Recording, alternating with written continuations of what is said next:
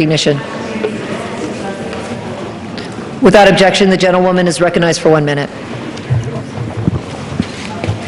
Mr. Speaker, I rise to raise awareness about a disturbing development. Today, video surfaced of Dr. Deborah Nucatola, Planned Parenthood's Senior Director for Medical Services, admitting, in fact, bragging about the harvesting and trafficking of fetal organs after abortions.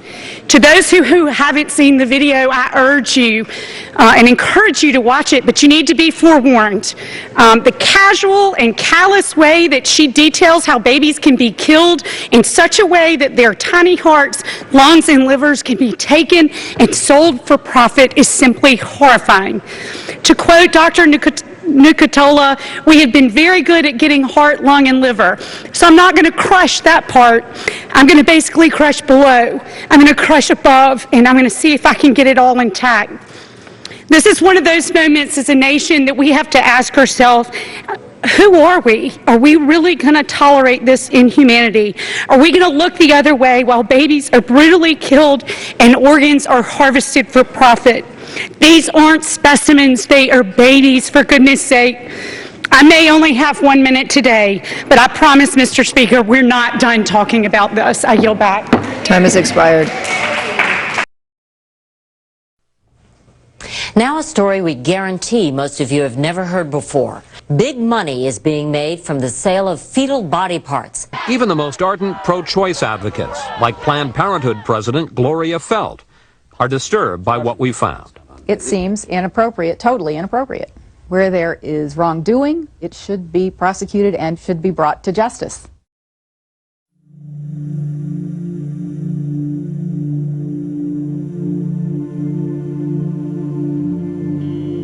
A lot of people want intact parts these days because they're looking for specific nodes, AV nodes, SA. I was like, wow, I didn't even know.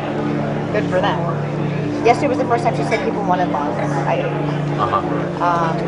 And then, like I said, always as many intact livers as possible. People just want livers. Some people want lower extremities too, which that's simple. I mean, that's easy. I don't know what they're doing with it. I guess they want muscle. Yeah, a dime a dozen.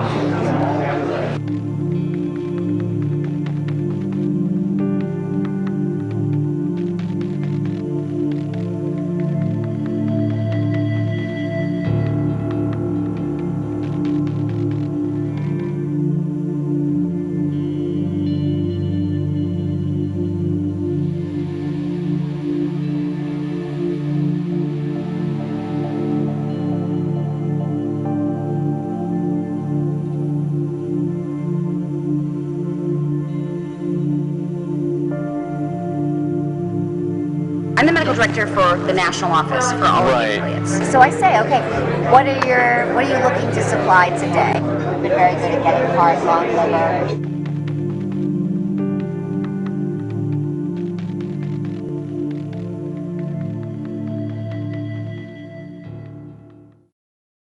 Every provider has had patients who want to donate their tissue, and they absolutely want to accommodate them. They just want to do it in a way that is not perceived as this clinic is selling tissue, this clinic is making money off of this. Okay, so when you are or the affiliate is determining what that is monetary. Yes. So that it doesn't raise any question of this is what it's about. This is the main. What price range would you? You know, I'm going to throw a number out. I would say it's probably anywhere from $30 to $100, depending on the facility and what's involved. The $30 to $100 price, that's per specimen that we're talking about, right? Yeah. Yes. The $30 to $100 price, that's per specimen that we're talking about, right? Yeah. Yes. How much of a difference can that actually make if you know what what's expected or what we need versus? It makes a huge difference. I'd say a lot of people want liver, and for that reason, most providers will do this case under ultrasound guidance, so they'll know where they're putting their forceps. Kind of rate limiting step of the procedure is calvarium. Calvarium the head is basically the biggest part. Most of the other stuff can come out intact. Right. It's very rare to have a patient that doesn't have enough dilation to evacuate all the other To bring the body cavity out intact and all that. So then you're just kind of cognizant of where you put your graspers. You try to intentionally go above and below the thorax so that, you know, we've been very good at getting hard, long liver, because we know that, so I'm not going to crush that part. I'm going to basically crush below, I'm going to crush above, and then I'm going to see if I can get it out intact. And with the calvarium, in general, some people will actually try to change the presentation so that it's not vertex, because when it's a vertex presentation, you never have enough dilation at the beginning of the case unless you have a real huge amount of dilation to deliver an intact calvarium. So if you do it starting from the breech presentation, there's dilation that happens as the case goes on, and often the last you can evacuate an intact calvarium. So I mean, there are certainly steps that can be taken. So they can convert to breech, for example, at the start of the... Exactly. Under ultrasound guidance, they can just change the presentation.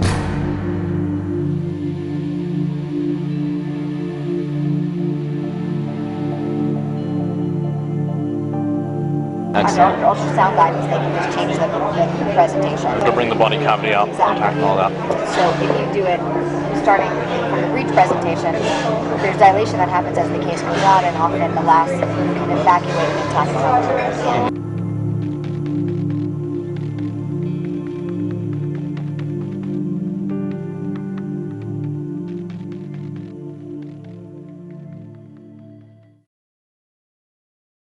Federal abortion ban is a law, and laws are up to interpretation. So if I say on day one I do not intend to do this, what ultimately happens doesn't matter. So yesterday was a clinic day. For example, like what did you procure? You know, I asked her at the beginning of the day what she wanted. Yesterday she's been out, a lot of people want intact hearts these days because they're looking for specific nodes. AV nodes, SA. I was like, wow, I didn't even know. Good for them. Yesterday was the first time she said people wanted lungs. And then she felt like I said, always as many intact livers as possible. People just want livers. Some people want lower extremities too, which that's simple. I mean, that's easy. I don't know what they're doing with it. I guess they want muscle. But Yeah, a dime a dozen. if you maintain enough of the dialogue to the person that's actually doing the procedures and they understand what the end game is, there are little things, changes they can make in your technique to increase your Even though they have a set way that they do it, they're open to changing it. The reasonable people, sure. For example, so I had 8 cases yesterday, and I knew exactly what we needed, and I kind of looked at the list, and I said, all right, this 17-leaker has 8 grams, and this. So I knew which were the cases that were probably more likely to yield what we needed, and I made my decisions according to that too. So it's worth having a huddle at the beginning of the day, and that's what I do.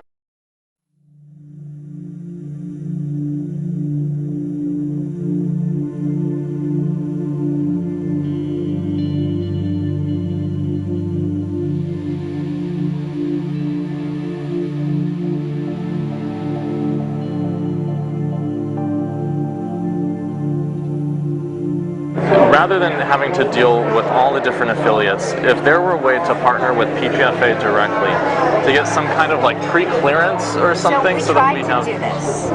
And at the national office, we have a litigation and law department, which just really doesn't want us to be the middle people on this issue right now. Because we were approached by STEM Express to do the same thing. One of the Northern California affiliates said, we're working with these people, we love it, we think every affiliate should work with them. And so we had a conversation, and we said, you know, what do you think we'll just go out and find all the people that are doing this and present everybody with a menu, and they, at the end of the day, they just decided right now it's too touchy an issue for us to be an official middleman.